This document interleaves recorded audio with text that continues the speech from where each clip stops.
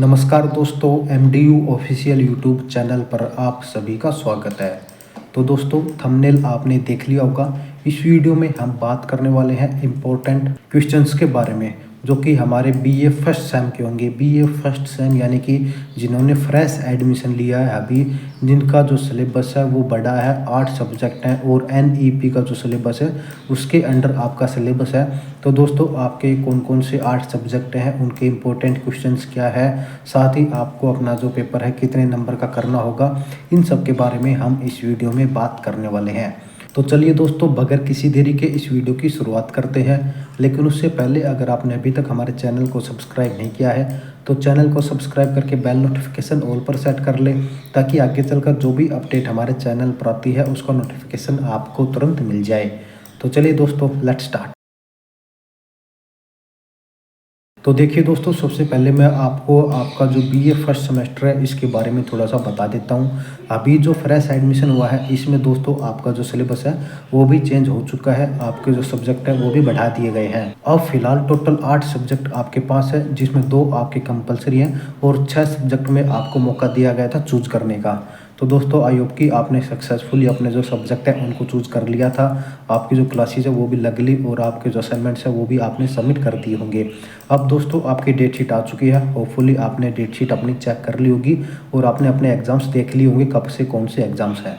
तो अब जो है इंपॉर्टेंट क्वेश्चंस के बारे में बात कर लेते हैं। सबसे पहले जो है आपके डीएससी के सब्जेक्ट्स के बारे में हम इस वीडियो में बात करेंगे।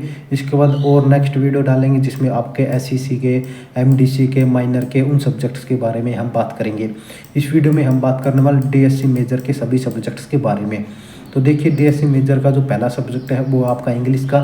यहाँ पर पेपर कोड आपको मैच कर लेना है। ये आपका डीएससी मेजर का इंग्लिश का पेपर कोड है। अगर पेपर कोड मैच नहीं हो रहा तो इसका मतलब ये है कि ये आपका सब्जेक्ट नहीं है, ये आपका सिलेबस नहीं है। तो ध्यान से अपना जो पेपर कोड है वो ज़रूर यहाँ पर चेक कर लें। अब इसके बाद कुछ इंपॉर्टेंट क्वेश्चंस की बात करते हैं। तो लगभग मैंने 12 इंपॉर्टेंट क्वेश्चंस की लिस्ट बनाई है, जो कि आपके एग्जाम्स में आने की पूरी संभावना है। लेकिन दोस्तों, उससे पहले मैं आपको बताऊंगा कि आपके जितने भी पोइम्स है या फिर जो भी आपका सिलेबस है उसको एक बार आप रफली ज़रूर पढ़ लें, चाहे आप अपनी बुक से, चाहे अगर आपके पास बुक है तो उससे। हिंदी और इंग्लिश में आपके लगभग सभी पोइम्स हैं, तो उन पोइम्स को एक बार हिंदी और इंग्लिश में ज़रूर पढ़ लें, ताकि आपको जो है पूरी पोइम का जो एक्सप्लेनेशन है वो मिल जाए।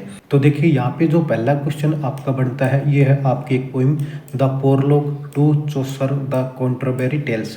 तो दोस्तों, इसका जो पहला क्वेश्चन बनता है ये आपका the themes of human diversity, social class and religious conviction discuss. इसके बाद अगला क्वेश्चन है character sketch of the night and square. इसके बाद अगला क्वेश्चन है इसी पोइम का, describe the use of humour and irony in this poem. इसके बाद अगला क्वेश्चन बनता है आपका, how does Chaucer connect the season of spring with human behaviour and pilgrimage. इसके बाद अगला एक राइटर है एडमंड स्पेंसर। इसकी पोइम है new year forth looking out of Janus gate. तो इसकी थीम के बारे में डिस्कस करना है। इसके बाद अगली पोइम है fairy eyes the mirror of my major heart.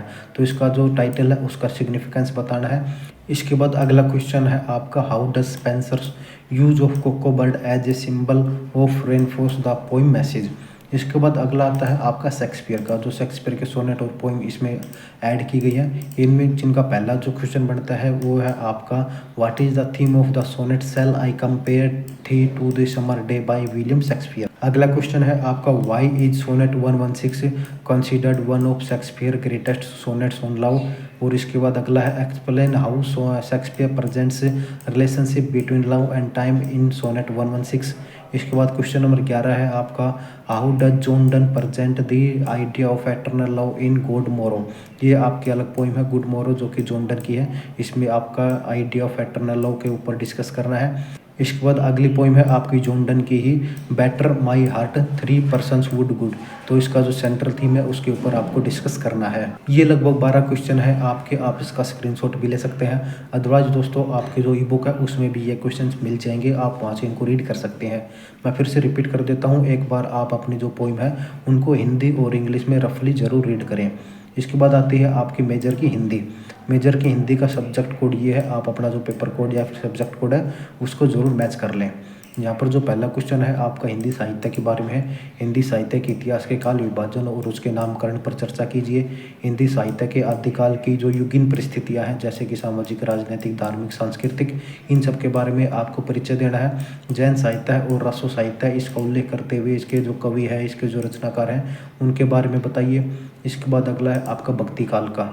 भक्ति काल में जो भक्ति आंदोलन हुआ था, उसका विकास कैसे हुआ, उसकी क्या क्या विशेषताएं थी, उसके क्या क्या परिणाम निकले, उन सब के बारे में। संत काव्य धारा और राम भक्ति काव्य धारा, ये दो काव्य धारा थी, तो इनकी प्रमुख प्रवृत्तियों के बारे में, इनके रचनाकारों के बारे में, इनके प्रभावों के बारे में, ये सब आपको वर्णन करना है। इसके बाद देखिए दोस्तों, अगला क्वेश्चन है आपका रीतिबद्ध और रीतिमुक्त काव्य परंपरा का।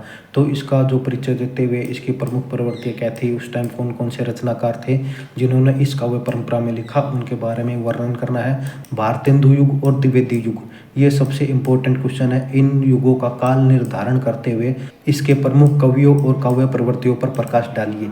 ये काफ़ी इंपॉर्टेंट क्वेश्चन है, पूरे आने की संभावना है। इसके बाद अगला क्वेश्चन है आपका हिंदी भाषा में उपन्यास कहानी गद्य विधाओं के उद्भव और विकास पर वर्णन कीजिए। यानी कि उपन्यास कहानी की शुरुआत कहाँ से हुई, कैसे हुई, इन सब पर आपको परिचय करना है, प्रकाश डालना है। इसके बाद आता है आपका हिस्ट्री का पेपर कोड ये है, आप यहाँ पर मैच कर सकते हैं। इतिहास में दोस्तों आपके प्राचीन इतिहास के बारे में है, तो सबसे पहला क्वेश्चन प्राचीन इतिहास के स्रोतों के बारे में मिलता है। यानी कि जो सोर्सेज है वो क्या क्या थे, उनके बारे में आपको डेफिनेशन देनी है, उनका वर्णन करना है। इसके बाद अगला है आपका पुरापाषाण काल का और नवपाषाण काल का। उस टाइम में मानव जीवन कैसा था, औजार क्या क्या यूज करते थे, कैसे रहते थे, उनका खाना वगैरह, इन सब के बारे में आपको बताना है। इसके बाद हड़प्पा संस्कृति का सबसे इंपॉर्टेंट क्वेश्चन है, यह कंप्लीटली आ सकता है, लेकिन दोस्तों अलग अलग तरीके से आता है। जैसे कि हड़प्पा संस्कृति के बारे में आप क्या समझते हैं, या फिर उस टाइम की मानव जीवन की विशेषताएं, उसकी खोज कैसे हुई, उसमें कौन कौन से धर्म थे, सामाजिक और आर्थिक व्यवस्थाएं, इन सब पर आपको प्रकाश डालना है। इस तरह से भी ये क्वेश्चन आ सकता है। इसके बाद आता है आपका वैदिक काल का। वैदिक काल के टाइम में सामाजिक, आर्थिक, धार्मिक, राजनीतिक जीवन पर प्रकाश डालिए। उस टाइम लोग कैसे रहते थे, क्या व्यापार करते थे, इन सब के बारे में। एक इम्पोर्टेंट क्वेश्चन आपका बनता है जाति व्यवस्था के बारे में, इसकी उत्पत्ति और विकास कैसे हुआ, इन सब के बारे में। और महावीर स्वामी और महात्मा बुद्ध, ये दोनों आपको रीड करने हैं। इनका जीवन परिचय, इनका जन्म मृत्यु, इनकी शिक्षाएं, इनका धर्म, इन सब के बारे में। इसके बाद एक क्वेश्चन बनेगा आपके मौर्य काल का, चाहे अशोक के ऊपर बने, अशोक के धर्म का वर्णन कीजिए, या फिर मौर्य काल के ऊपर, यानी कि मौर्य जो साम्राज्य है उसका उत्पन्न कैसे हुआ, उसके प्रशासन और आर्थिक जीवन की विशेषताओं के बारे में वर्णन कीजिए। ये एक क्वेश्चन आपको बन सकता है। इसके बाद अगला आता है आपका कनिष्क का। कुषाण वंश का जो शासक था कनिष्क, उसके चरित्र और सफलताओं का वर्णन कीजिए। संगम युग का उल्लेख कीजिए। इसके बाद एक क्वेश्चन बनेगा आपके गुप्त काल का। गुप्त काल को भारत का स्वर्ण युग का क्यों कहा जाता है, उस टाइम जो विकास हुआ था, कला विकास या फिर और जो सामाजिक आर्थिक विकास हुए थे, उन सब के बारे में। और एक होता है आपका समुद्रगुप्त, जो कि गुप्त काल का ही राजा था, तो उसे भारत का नेपोलियन कहा जाता है। तो उसका जीवन और उसकी सफलताएं, उसके युद्धों के बारे में वर्णन कीजिए। इसके बाद अगला है आपका त्रिपक्षीय संघर्ष का संक्षेप में टिप्पणी कीजिए और राष्ट्रकूट साम्राज्य के उत्थान और उनके पतन की व्याख्या कीजिए। मानचित्र में आपको 1 या 2 मानचित्र मिलेंगे, जिसमें हड़प्पा संस्कृति का मानचित्र मिल सकता है, अशोक महान का साम्राज्य या फिर हर्षवर्धन का साम्राज्य। एक मैप दिया जाएगा और उसमें आपको बताया जाएगा जैसे अशोक महान के साम्राज्य के समय कौन कौन से राजा थे या फिर कौन कौन से और अदर साम्राज्य थे, उनकी राजधानियाँ क्या थी, उन सब के बारे में आपको डिस्कस करना होगा। इस तरह से आपका मैप का काम करेगा।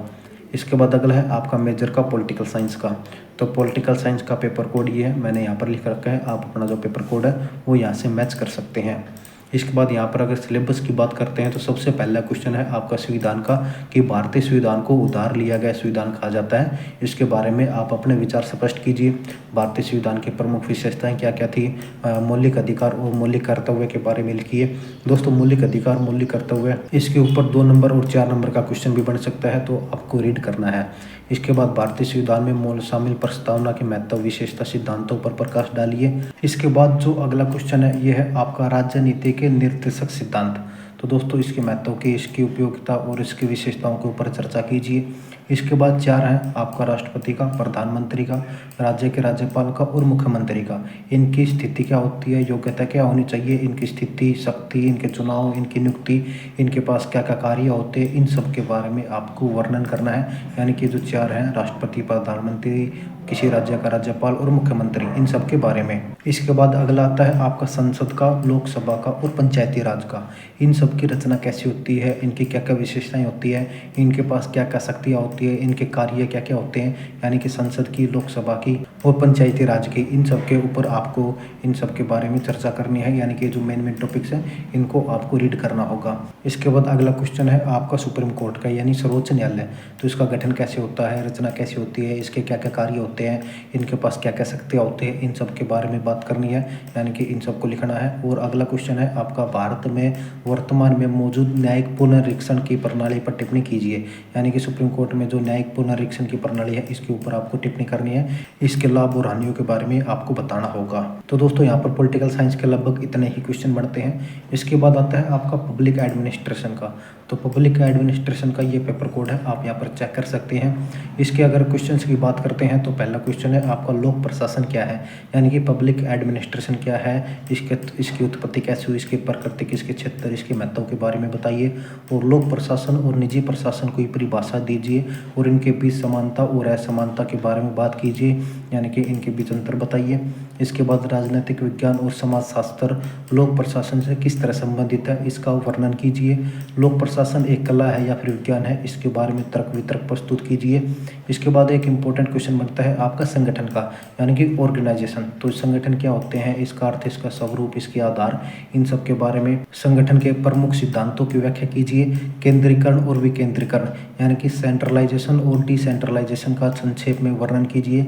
संगठन के वैज्ञानिक प्रबंधन और मानव संबंध सिद्धांत का उल्लेख कीजिए, यानी कि ये जो दो सिद्धांत है इनके बारे में आपको बताना होगा। हालांकि दोस्तों कुछ ऐसे क्वेश्चन है जो आपके शॉर्ट में बन सकते हैं, जैसे कि 2 नंबर में पूछ ले कि संगठन क्या है, इसकी परिभाषा दीजिए। तो इस तरह से आपको अपने सभी क्वेश्चन जो है वो रीड करने हैं।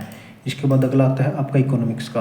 तो इकोनॉमिक्स में मैं आपको बता देता हूँ, ये आपका पेपर कोड है, यानी कि आपका जो सब्जेक्ट कोड है ये आप चेक कर सकते हैं। अगर आपका सब्जेक्ट कोड मैच नहीं होता है तो ये आपका सिलेबस नहीं है, इसलिए ध्यान से अपने सब्जेक्ट कोड को ज़रूर मैच करें। यहाँ पर देखिए 4 यूनिट है। पहली यूनिट है आपकी ढलान का आर्थिक विश्लेषण में महत्व बताइए, इसमें इंग्लिश में भी है, आप देख सकते हैं अगर कोई इंग्लिश का स्टूडेंट है तो। इसके बाद अगला क्वेश्चन है व्यष्टि अर्थशास्त्र की प्रकृति और क्षेत्र के बारे में पूरी व्याख्या कीजिए। और इसके बाद जो अगला क्वेश्चन बनता है वो है आपका वास्तविक और कल्याणकारी अर्थशास्त्र में उदाहरण के साथ अंतर स्पष्ट करें, यानी कि इन दोनों की परिभाषा दीजिए, उनके उदाहरण दीजिए और इनके बीच में जो अंतर है उसको बताइए। यूनिट 2 की बात करते हैं तो पहला है आपका हिग्स के अंतिमान वर्ग सिद्धांत की आलोचनात्मक मूल्यांकन करें। आय प्रभाव और कीमत प्रभाव की व्याख्या करें। हिग्स के द्वारा मांग के सिद्धांत की पुनरावृत्ति किन तत्वों के कारण हुई, इन सब के बारे में आपको रीड करना होगा। इसके बाद यूनिट 3 में आपका पहला क्वेश्चन बनता है सम उत्पादक से आपका क्या अभिप्राय है। सम उत्पादकों की मुख्य विशेषताओं का वर्णन कीजिए। लागत से क्या अभिप्राय है, इसके सभी प्रकारों की व्याख्या कीजिए। तकनीकी परिवर्तन और हिग्स के उत्पादन फलन की अवधारणा की व्याख्या करें। और दोस्तों कोब डगलस उत्पादन फलन की विशेषताओं का वर्णन करें। ये सभी क्वेश्चन आपके यूनिट 3 के हैं। यूनिट 4 में अगर हम बात करते हैं तो देखिए यहाँ पर जो पहला क्वेश्चन है यह है आपका पूर्ण प्रतियोगिता का, यानी कि परफेक्ट कंपटीशन क्या है, इसकी विशेषताएं बताइए। एकाधिकार बाजार क्या है, इसकी विशेषताएं बताइए, यानी कि मोनोपोली मार्केट। कीमत विभेदीकरण क्या है, यानी कि प्राइस डिस्क्रिमिनेशन। और लास्ट है आपका उत्पादन कोटा से आप क्या समझते हैं। तो इस तरह से दोस्तों हमने 6 सब्जेक्ट को कवर कर लिया है, Hindi, English, history, political science, public ad और इकोनॉमिक्स। मैथ्स और संस्कृत को हमने छोड़ दिया है क्योंकि इसके बारे में हमारे पास ज़्यादा इन्फॉर्मेशन नहीं है, ज़्यादा जानकारी नहीं है, तो इन टॉपिक्स को, इन सब्जेक्ट्स को हमने कवर नहीं किया। यहाँ पर मैं आपको फिर से रिपीट कर देता हूँ, एक बार अपने ई बुक को अच्छे से पढ़ें। अगर आपके पास फिजिकल हार्ड बुक है तो उसको भी रीड करें। सभी टॉपिक्स को, सभी चैप्टर्स को अपने बुक से ज़रूर रीड करें, ताकि आपको ये समझ में आ जाए कि हमारे सिलेबस में क्या क्या है, कौन कौन से टॉपिक्स हैं, कौन कौन से एक्सप्लेनेशन दे रखी है, कौन कौन से राइटर्स हैं। तो दोस्तों एक बार आपको अगर सिलेबस पूरा पता लग गया तो आपको पढ़ने में आसानी होगी, आपके जो क्वेश्चन हैं वो जल्दी कवर हो सकते हैं। तो ये बात आपको ज़रूर ध्यान रखनी है। दूसरा, आपके जो एग्ज़ाम्स है वो 70 नंबर के होंगे, 80 नंबर का आपका एग्ज़ाम नहीं होगा। 70 नंबर का आपका एग्ज़ाम होगा, 30 नंबर के आपको असाइनमेंट्स के मिलेंगे। ये दोस्तों डीएससी मेजर माइनर के हैं। इसके अलावा आपके एग्ज़ाम पैटर्न्स के बारे में, उनके क्वेश्चंस के बारे में पूरी डिटेल में वीडियो मैंने बना रखी है, जिसका लिंक ऊपर आपको आई बटन में मिल जाएगा या फिर डिस्क्रिप्शन में भी दिया हुआ है, आप उस वीडियो को देख सकते हैं। हालांकि दोस्तों आपके एग्जाम्स कितने भी मार्क के हो, लेकिन आपका जो टाइम है वो पूरे 3 घंटे करेगा। इवनिंग शिफ्ट में आपके पेपर होंगे, यानी कि 2 बजे से लेकर 5 बजे के बीच में, यानी कि 3 घंटे पूरे आपको मिलेंगे। चाहे आपका एग्जाम 70 नंबर का हो, चाहे 50 नंबर का हो, चाहे 35 नंबर का हो, टाइम आपका पूरा 3 घंटे का ही रहेगा। तो दोस्तों ये थी पूरी जानकारी आपके MDU डिस्टेंस के BA के DSC मेजर के सब्जेक्ट्स के बारे में। तो दोस्तों इस वीडियो में हमने बात की है आपके इम्पोर्टेंट टॉपिक्स के बारे में, इम्पोर्टेंट क्वेश्चंस के बारे में, साथ ही आपके एग्ज़ाम पैटर्न के बारे में, एग्ज़ाम मार्क्स के बारे में। आई होप कि आपके सभी जो डाउट्स हैं वो दूर हो गए हैं। लेकिन दोस्तों अगर अभी भी आपको कोई डाउट है तो आप हमें कमेंट बॉक्स में लिख सकते हैं या फिर सोशल मीडिया पर जैसे व्हाट्सएप पर, इंस्टाग्राम पर डीएम कर सकते हैं, वहाँ पर भी आपको सेटिस्फाइड आंसर दिए जाएंगे। साथ ही दोस्तों अगर वीडियो इन्फॉर्मेटिव लगे, हेल्पफुल लगे है, आपके डाउट्स दूर हुए हैं तो वीडियो को लाइक कीजिए, अपने सभी दोस्तों के साथ शेयर कीजिए और चैनल को जरूर सब्सक्राइब करके बेल नोटिफिकेशन ऑल पर सेट कर लें। तो दोस्तों इस वीडियो में इतना ही, जल्दी मिलते हैं नई वीडियो में नई अपडेट के साथ। तब तक के लिए जय हरियाणा, जय हरियाणवी।